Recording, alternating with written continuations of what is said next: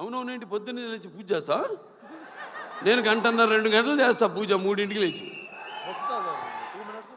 అదేలే మిగతా అంతా అమ్మగారు నాన్నగారు మొక్కుంటున్నానుగా మా వాడు బాగుండాలని. సంతానాభివృద్ధికి దూరి కృత్వాపిశాచార్తిం జీవైత్వ మృతం సుతం యో భూత భీష్ట సిద్ధ సన సంతతి వృద్ధి కుర్తు అంటాం.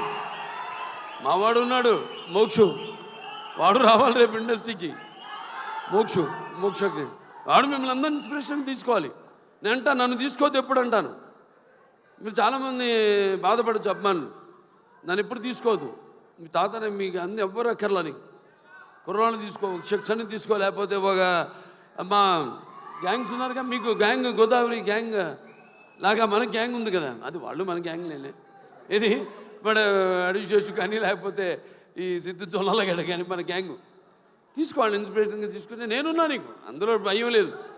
నేను 20 సంవత్సరాల ముందు ఆలోచిస్తుంటా. ఇప్పుడు మా నాన్నగారిలాగే జనం అనుకునేదానికంటే ముందు, కోరుకునేదానికంటే ముందే. ఎందుకంటే మేమంతా అయితే నిత్యావసర వస్తువులు లాంటి వాళ్ళం.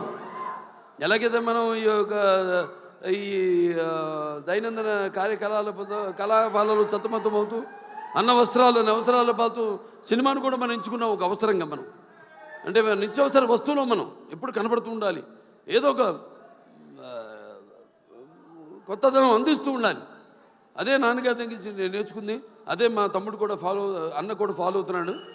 అదే మా ఇంకో చిన్న ఉన్నాడు మోక్షు, రేపు అతను కూడా ఫాలో అవుతాడు అతను అని.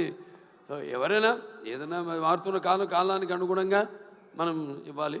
అలాగే ఈ సినిమా ఇంకెవరు ఆనందరాజు గారు మిమ్మల్ని ఏదో ఒక సూపర్ మ్యాన్గా రమ్మన్నా గెటప్లో మీరేంటి ఇలా వచ్చారు? ఈ ప్రపంచంలో డ్రాయర్ పైన వేసుకునేది ప్యాంటు మీద ఒక సూపర్ మ్యాన్ ఒకడే. సరే, దాని తర్వాత ఎవరు ఏమండవే ముందు అసలు మైండ్ మాడుతుంది. Yuvan Shankar Raj music director. అదే ఇళయరాజా గారు, ఆయన వాళ్ళ అబ్బాయి. సరే, నాకు మా 3 సినిమాలు చేశారు ఆయన ఇళయరాజా గారు. 3 చాలా తక్కువ. మా పండితుడు ఆయన. ఇది ఫస్ట్ ఆదిత్య 369, తర్వాత రక్తాభిషేకం, దాని తర్వాత శ్రీరామరాజ్యం.